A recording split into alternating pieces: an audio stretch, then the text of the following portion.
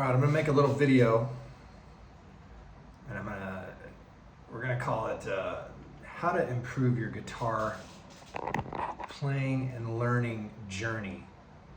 And it's the first type of video I've ever done like this, so we'll see how it goes and take it for what it's worth. I'm gonna try to keep it pretty short, show a couple things that have really helped me, and techniques that have really helped me.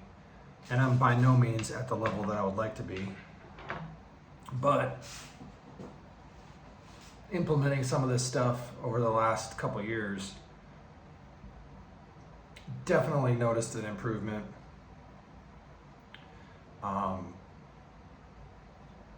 Like within a 2-year scope, jumping, gaining way more ground than 25 years previously, just by focusing on certain things and practicing them. Practicing,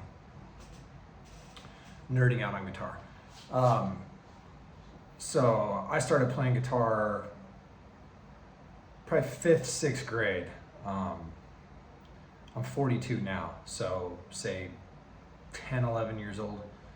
Basically just trying to learn bar chords, play Nirvana songs.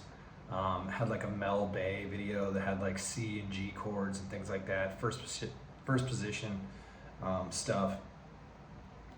And never really like nerded out on it hard to figure out like, oh, this is what I'm doing. Like, you know, never really got into the theory or like trying to learn the fretboard for years. Never did it. As I got older, kind of got out of playing guitar. I mean, I still dabbled with guitar, I played drums, stuff like that. Always had a guitar. Again, never really like nerded out, tried to study it, tried to learn things to improve my knowledge of the fretboard or anything like that. So about, let's see, it's 26. So about 4 years ago, I'm not sure what it was, but like a switch just clicked in me and I was like hardcore in guitar again. Only this time I had like and mind you, I never stopped playing, but I never really was trying to develop. I mainly just played to like write songs, you know, cowboy chords, that kind of thing. But about 4 years ago, the switch flipped and I really, what I say, started nerding out on it hard. And that has been the best thing that's ever happened to me for playing. I love playing now more than I ever did when I was younger, more than I ever did when I played in any bands. Sitting by myself and playing guitar and like nerding out on guitar and like trying to learn the fretboard and learn, you know, chords, arpeggios, pentatonic scales, chord shapes, all this stuff is like the most fun to me now that it's like ever been. Back in the day, you would have never got me to do that. And what started me doing that is I started listening to a lot of bluegrass, and that got me wanting to play more. So then I would try to play. And as you start kind of like, you know, some days I would just sit down and practice right hand technique, just doing this kind of thing.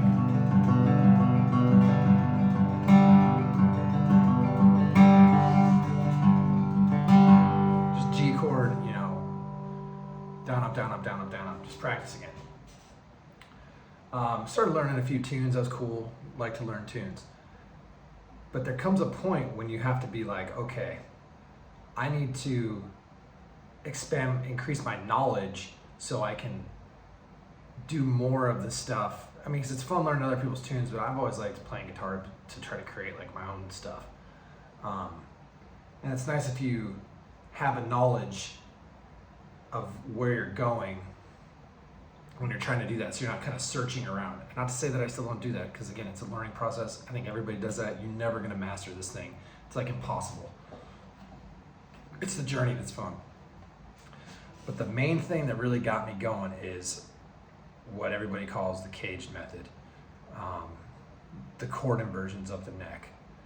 And what I did is, you can use YouTube and you can get a lot of really good information from YouTube, but it's snidbits. It's like little snidbits of things.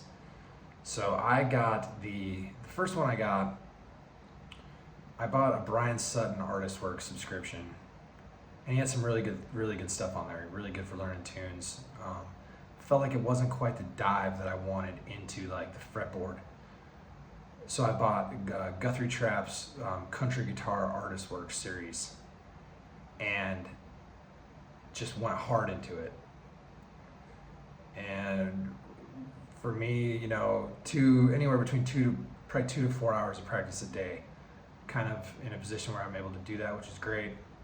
If you don't have that kind of time, it's a little bit harder. But I got his Artist Works subscription, and I highly recommend it to anybody. If you're serious about guitar, if you've been playing, and you're like, man, I can't figure this stuff out, like up the neck, and like, what do I do? Like, I know this is a G, but where's the rest of the G's at? Like, where's the rest of the G's? Well, you know, these things will teach you, like, okay, that's a G, that's a G. You got like a G like this, you got a G right here, you got a G right here. Like, you learn this stuff, and it'll open the thing up to you. So I went into Guthrie Trapp's video for that, or his series for that on Artist Works. It's great. He came out with one a couple years ago, maybe it was last year, with Brett Papa. Kind of very similar to the Artist Works one. It comes with the PDFs. And the PDF files, I mean, I reference these things all the time. They come with this, how he has them broke down. I'm looking at them right here. I don't want to show them to you guys because, you know, you should pay for his series and get it. If you're serious about playing guitar, you should get it and learn what he talks about as far as like the framework, the plaster, the the decorations within the house after you build it. This is all how he equates the fretboard to constructing like a home. This stuff will change your life with your guitar playing. And the number one thing is playing and practicing. Practicing the stuff, learning the stuff. You know, this thing is like super frustrating, but also like super awesome. And when you get into that like mindset where it's like, dude, that's like, especially when you're trying to learn something and you're figuring it out, like for me, it's like, man, you get so pumped to play, like you can't wait to play. You're just always wanting to play. And on that, another thing that really increased my playing time, and I did like a little undergrad study for this in college, was have your guitars or guitar out. If you're at home, wherever you are the most in your house, get one of the wall mounts and hang your guitar in that area. If you have kids. If you don't have kids, get a stand, have it on the ground. One of the short stands. Have that thing with you or around you when you're at home so you can play it whenever. Like I said, I did this little like study thing I had for this class, and I was curious, like, how much more do I play guitar if my guitars are out or if they're in the case? So I did it like 2 weeks with them out, 2 weeks with them in the case. And the difference in playing time, I don't remember the exact figure, I can find it on the paper, but the difference in playing time was insane. If your guitar is like, you're hanging out in your living room and your guitar's right there, you just grab it and play. Whereas you've got your guitars tucked away, you gotta get them out, you know. And another thing, like, I like to keep my guitars nice, but remember, these things are tools. So they're gonna don't freak out if your guitar gets like a little, you know, little scratch here and there. You know, I got a little coffee on it here. The things are tools. Obviously you wanna take care of them, but they're made to be played. And when they get played, they're gonna show some wear. Don't let the fear of playing it stop you from playing. But keep them out and play as much as you can. And that's kind of where I'm at with this. Like I said, check out Guthrie Trapp's videos on Artist Works. The series he did with Brett Papa, it's like amazing stuff. And then that's like good fretboard knowledge. And as far as like picking technique, you know, finger picking, or if you flat pick, Listen to a lot of bluegrass. There's some really good guys on YouTube that kind of do more bluegrass stuff that are really good for like giving you exercises you can do to practice your picking and getting your right hand. Because you could argue that the right hand is, I mean, just as if not more important than your left hand. They're equal, so you got to practice them equally. Anyway, that's what I wanted to say. This is just a little guitar rant. I'm just doing some practicing here and kind of thinking about this, so I figured I'd throw up a video. But yeah, get focused with the practice. I want to learn the fretboard. I want to be able to like go here and I know that's an A, then I know that's an A. You know what I'm saying? Like you want to be able to look everywhere on the fretboard, know exactly what it is. You really want to learn the instrument. You really want to get better. You don't have to like get crazy with the theory, but you need to learn the instrument and have a method to how you look at the fretboard that is constructed to guide your steps to get out of this spot right here. If you want to be able to play like up here, you have to learn these like basic kind of building block things. And I wasted years, 2 decades, never learning it, and I wish I would have. And since I have, it's like made the guitar a whole different thing to me, changed my whole outlook on it, motivated me more to play. And I don't even play in a band or anything anymore.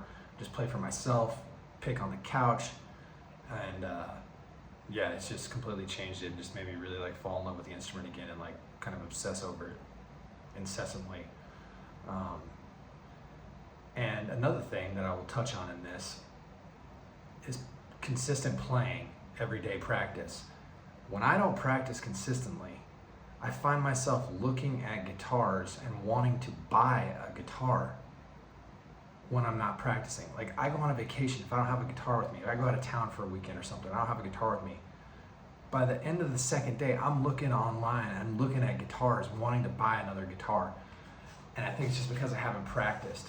And don't fall into the trap of thinking, oh, I need a new guitar, it's gonna make me a better player. That does not work. I've tried it.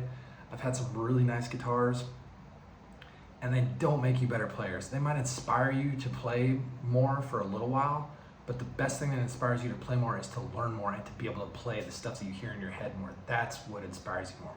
So practice, practice, practice, play, play, play. Mix in both. Some days jam, come up with your own stuff, work on a tune. Some days just nerd out on some scales and some shapes and trying to memorize those and that kind of thing. That's, for me, that is what has become the best method of doing it.